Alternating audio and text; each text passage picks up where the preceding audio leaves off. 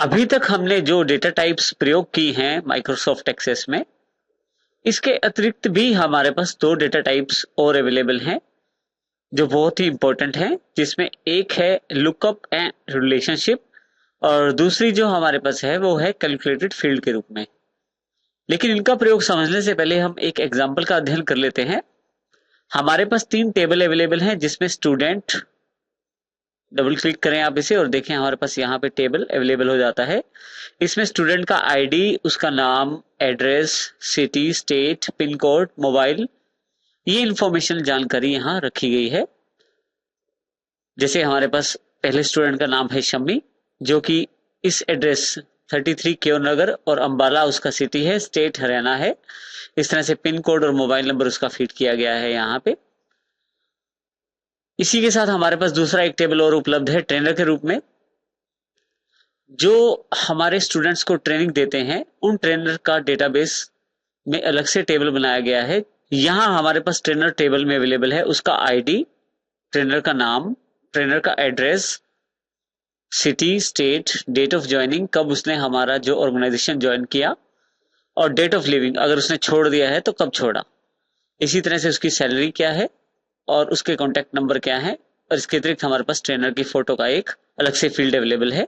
इसके अतिरिक्त हमारे पास एक टेबल और है प्रोजेक्ट्स के नाम से। यदि हम डबल क्लिक करें तो देखिए हमारे पास यहाँ प्रोजेक्ट डिटेल अवेलेबल हो जाएगी।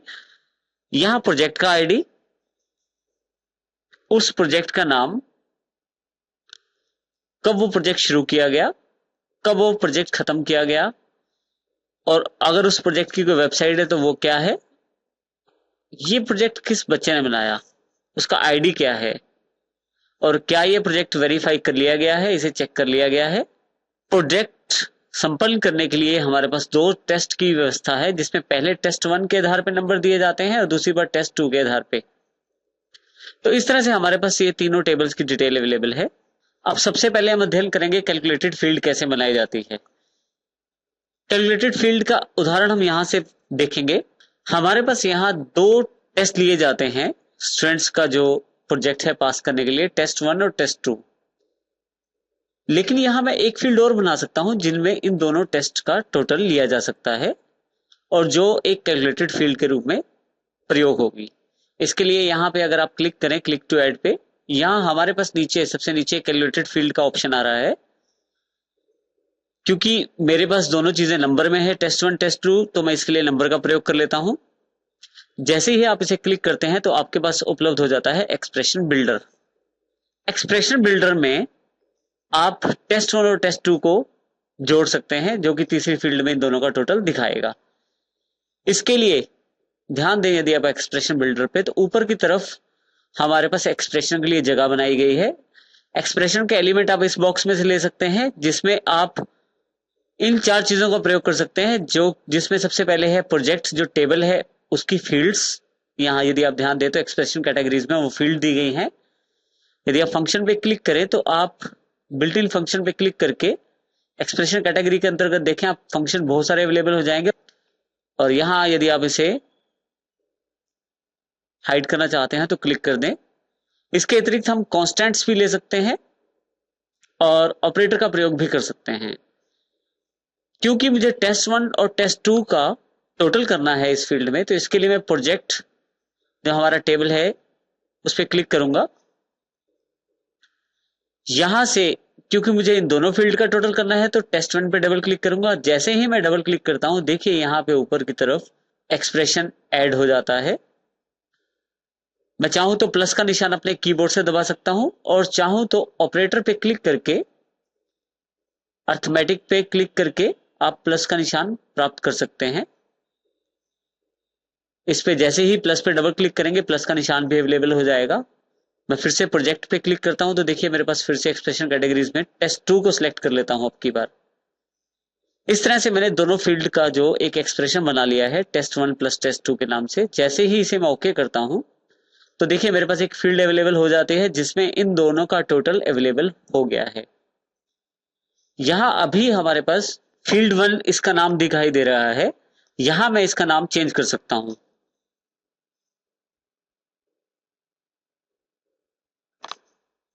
मैं इस फील्ड का नाम मार्क्स रख देता हूं जो कि टेस्ट 1 और टेस्ट 2 पे आधारित है।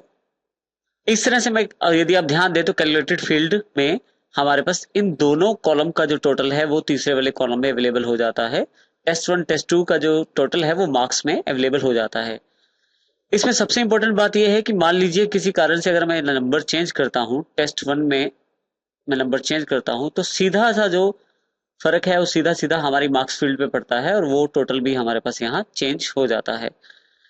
तो इस तरह से हम कैलकुलेटेड फील्ड का प्रयोग कर सकते हैं अपने टेबल्स के लिए। अब हम एक उदाहरण और देखेंगे और लुकअप एंड रिलेशनशिप जो हमारे पास डेटा टाइप है उसका एग्जाम्पल देखेंगे। अब मैं यहाँ ये चाहता हूं कि हमारे पास जो ट्रेनर है उनका जो नाम है और जो उनका आईडी है उसको इसके साथ लिंक किया जाए। उदाहरण के तौर पे प्रोजेक्ट जो 1 है जिसका नाम गाइडेंस थ्योरी है, जिसको स्टूडेंट 1 ने तैयार किया है। अब स्टूडेंट 1 जो आईडी है उसका ट्रेनर कौन सा है मैं ये जानना चाहता हूं इसमें। इसके लिए मैं लुकअप फील्ड का प्रयोग कर सकता हूं। इसके लिए मैं यहाँ क्लिक करता हूं और लुकअप एंड रिलेशनशिप जो हमारे पास डेटा टाइप है उस पर क्लिक करता हूं। जैसे ही मैं क्लिक करता हूं हमारे पास एक लुकअप विजार्ड ओपन होकर अवेलेबल हो जाता है। अब यहाँ हमारे पास दो ऑप्शन है, क्या मैं जो वैल्यूज हैं किसी दूसरे टेबल से चाहता हूं या वो वैल्यूज मैं खुद टाइप करना चाहता हूं। अभी मैं उदाहरण के लिए ये खुद टाइप करना चाहता हूं। जैसे ही मैं नेक्स्ट पे क्लिक करता हूं मेरे पास यहाँ एक ऑप्शन अवेलेबल हो जाता है कि मैं कितने कॉलम्स चाहता हूं अपनी वैल्यूज के लिए।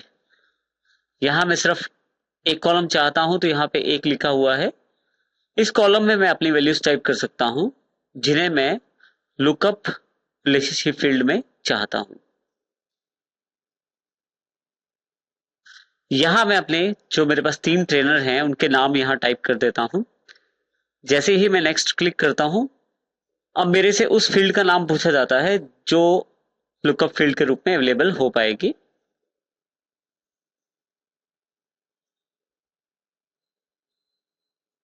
तो यहां मैं ट्रेनर नेम के रूप में उस फील्ड का नाम दे देता हूं। यहां हमारे पास दो ऑप्शन और हैं, लिमिट टू लिस्ट।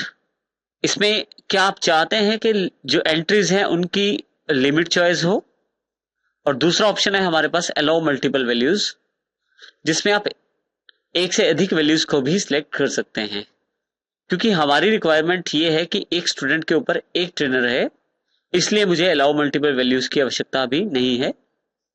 जैसे ही इसको मैं फिनिश करता हूं मेरे पास यहाँ ट्रेनर नेम अवेलेबल हो जाएगा, और जैसे ही मैं यहाँ क्लिक करूंगा तो एक कॉम्बो बॉक्स अवेलेबल हो जाएगा। जब मैं क्लिक करूंगा तो जो नाम मैंने टाइप किए थे वो तीनों यहाँ अवेलेबल हो जाएंगे। अब जो ट्रेनर्स जिस स्टूडेंट का है उसके लिए मैं क्लिक कर दूंगा यहाँ पे और वो ट्रेनर सेलेक्ट करता हुआ चला जाऊंगा। इससे मैं आसानी से उन नामों को उन इस प्रोजेक्ट के साथ जोड़ सकता हूं जो ट्रेनर इनको ट्रेन कर रहे हैं। लेकिन इसमें एक समस्या ये है कि मान लीजिए मेरे पास अगर कल की डेट में ट्रेनर और आ जाते हैं या स्टूडेंट और आ जाते हैं तो मुझे फिर से नई लिस्ट तैयार करनी पड़ेगी। इसके अतिरिक्त हमारे पास एक और इसका विकल्प है जिसका प्रयोग हम अभी देखेंगे इसमें।